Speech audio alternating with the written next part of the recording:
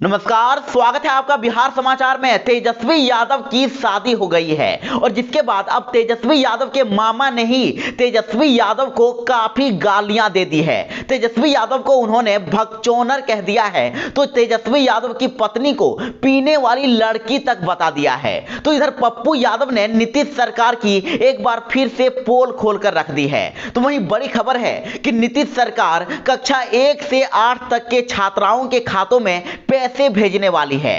तो ऐसी ही आज की तमाम बड़ी खबरों के बारे में बात करेंगे, लेकिन इससे पहले आपसे एक छोटी सी अनुरोध है कि इस वीडियो को एक प्यारा सा लाइक अवश्य कर दीजिएगा। आपका एक लाइक करना ही हमारी मेहनत का फल होता है। तो चलिए शुरुआत करते हैं आज की पहली बड़ी खबर से। बिहार की बेटियों के लिए एक बड़ी खुशखबरी है। नीतीश सरकार बिहार में छात्राओं के खातों में पैसे डालने वाली है। जी हां, बिहार के राजकीयकृत सहायता प्राप्त प्रारंभिक विद्यालयों में पढ़ने वाली बेटियों को जल्द ही स्कूल ड्रेस के लिए राज्य सरकार की ओर से पैसे दिए जाएंगे। आपको बता दें कि पोशाक की ये राशि पिछले साल यानी 2020-21 के शैक्षणिक सत्र की पहली से 8वीं कक्षा तक के छात्रों के लिए है, जिन्हें मुख्यमंत्री पोशाक योजना और बालिका पोशाक योजना की राशि 10 दिनों के अंदर उनके खाते में डीबीटी के माध्यम से शिक्षा विभाग दे देगा।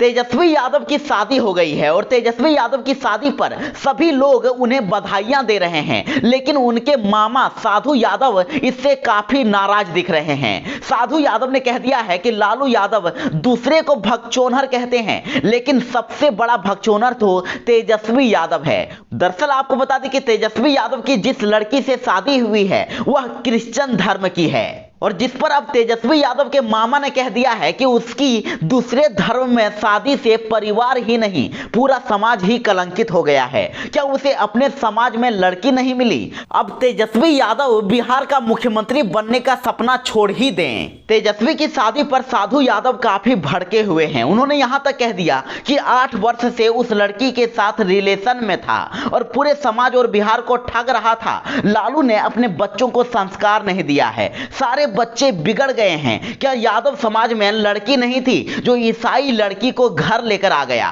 पार्टी को हमने सींच कर खड़ा किया है और अब बर्दाश्त से बाहर हो गया है। इसका हम विरोध करेंगे और सबकी पोल खोलेंगे। बिहार में कोरोना के मामले लगातार बढ़ते ही जा रहे हैं। बिहार में कोरोना अपना कहर बरपा रहा है और ऐसा लग रहा है कि बिहार को फिर से एक बार लॉकडाउन किया जा सकता है। अकेले पटना जिले में ही कल 6 नए केस सामने आए हैं और टोटल बिहार में कोरोना के 12 नए संक्रमित मिले हैं। इधर देश में ओमिक्रॉन के मामले बढ़ने के साथ ही बिहार में भी इसको लेकर अलर्ट जारी कर दिया गया है। हालांकि बिहार में अब तक ओमिक्रॉन का एक भी मामला नहीं मिला है। हालांकि विदेश से लौटने वाले 7 लोग कोरोना पॉजिटिव पाए गए हैं, लेकिन इनमें से किसी में भी ओमिक्रॉन नहीं पाया गया है। और जो नए संक्रमित मिले हैं उनमें पटना जिले में कोविड संक्रमितों में से एक स्कूली छात्रा भी है और शुक्रवार को आई पॉजिटिव रिपोर्ट में एक अन्य राज्य से आए व्यक्ति की है और इसके अलावा गया से 2, मुजफ्फरपुर से 1, नालंदा से 2 संक्रमित मिले हैं। इधर सरकार ने कह दिया है कि अभी स्कूलों में नहीं लगाएंगे कोई पाबंदी, लेकिन बिहार में बच्चों को कोरोना अपना शिकार बना रहा है। 6 स्कूली छात्र कोरोना पॉजिटिव पाए गए हैं, इसीलिए अभी से आपको सावधान हो जाना चाहिए। बिहार में कोरोना को लेकर नई गाइडलाइन जल्दी ही जारी हो सकती है। बिहार में स्कूलों को लेकर एक नई गाइडलाइन जारी कर दी गई है। शिक्षा विभाग ने एक बड़ा ऐलान कर दिया है। अभी स्कूलों को अब बंद नहीं किया जाएगा। 100% उपस्थिति के साथ सभी कक्षाएं चलती रहेगी। इधर देश में नए वेरिएंट ओमिक्रॉन की एंट्री हो चुकी है और संक्रमण के फैलने के खतरे को लेकर पूरे देश में अलर्ट तक जारी कर दिया गया है और इसी दौरान सरकार भी सख्त कदम उठा रही है। सरकार ने नई गाइडलाइन जारी कर दी है। आपको बता दें कि राज्य में अभी स्कूल फिलहाल बंद नहीं होंगे, लेकिन सख्ती काफी बढ़ा दी गई है। तो वहीं कोरोना के नए वेरिएंट ओमिक्रॉन से संक्रमितों की संख्या काफी बढ़ती ही जा रही है और स्वास्थ्य विभाग अधिक सतर्कता अपनाने पर विचार भी कर रहा है। ओमिक्रॉन से बचाव के लिए एक बार फिर से मास्क और शारीरिक दूरी के प्रावधानों के साथ अन्य गाइडलाइन पर बात चल रही है, जहां डीएम और सिविल सर्जनों को अलर्ट मोड पर कर दिया गया है। आपको बता दें कि राज्य आपदा प्रबंधन समूह की 13 दिसंबर को संभावित बैठक में इसको लेकर गाइडलाइन पर निर्णय लिया जा सकता है। और साथ ही आपको बता दें कि सरकार ने जो गाइडलाइन जारी की है उसके मुताबिक अब हेडमास्टरों के साथ प्रबंधन को जवाबदेह बनाया गया है और आदेश दिया गया है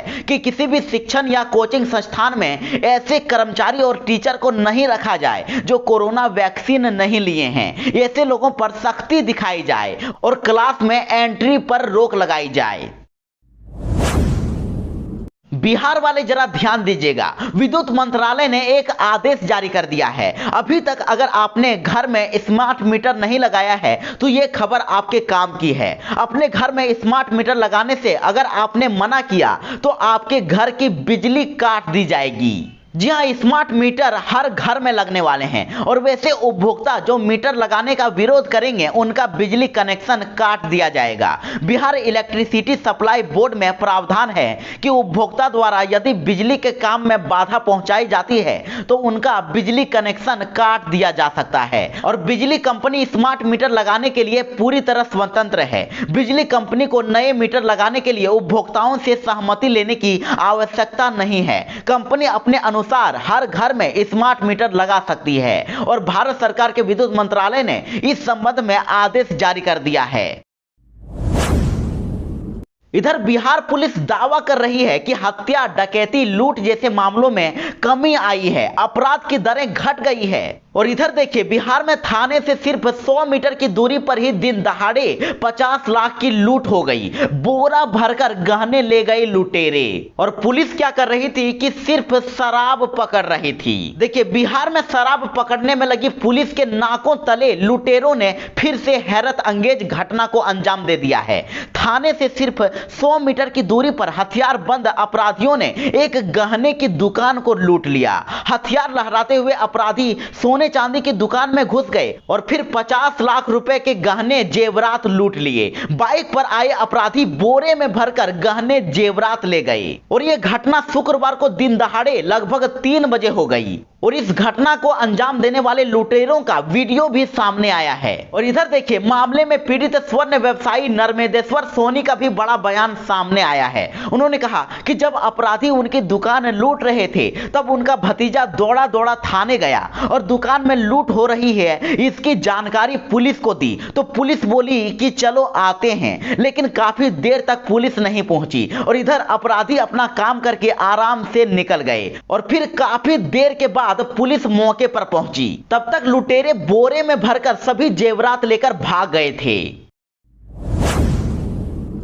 अनुकंपा वाले बयान पर भड़क गए मुकेश सहनी और कहा कि बीजेपी के कहने पर भौंक रहे हैं अजय निषाद, ध्यान देने की जरूरत नहीं है। जी हां, बिहार सरकार में मंत्री मुकेश सहनी इन दिनों काफी एक्शन में दिख रहे हैं। यूपी में अपने पांव जमाने में लगे सीएम नीतीश कुमार के मंत्री इन दिनों यूपी का दौरा कर रहे हैं। वे मुख्यमंत्री योगी आदित्यनाथ को टक्कर देने की तैयारी में हैं। हालांकि ये बात बीजेपी को रास नहीं आ रही है और बीजेपी सांसद अजय निषाद का कहना है कि उनकी महत्वाकांक्षा काफी अधिक है। वे राजनीति में बहुत जल्दी और बहुत कुछ हासिल कर लेना चाहते हैं, लेकिन सच्चाई तो यह है कि वे बीजेपी की अनुकंपा पर हैं। वे पहले ऐसे नेता हैं जो हार कर नेता बने हैं। अजय निषाद का कहना है कि योगी के सामने उनका टिकना भी मुश्किल है, टक्कर तो बहुत दूर की बात है।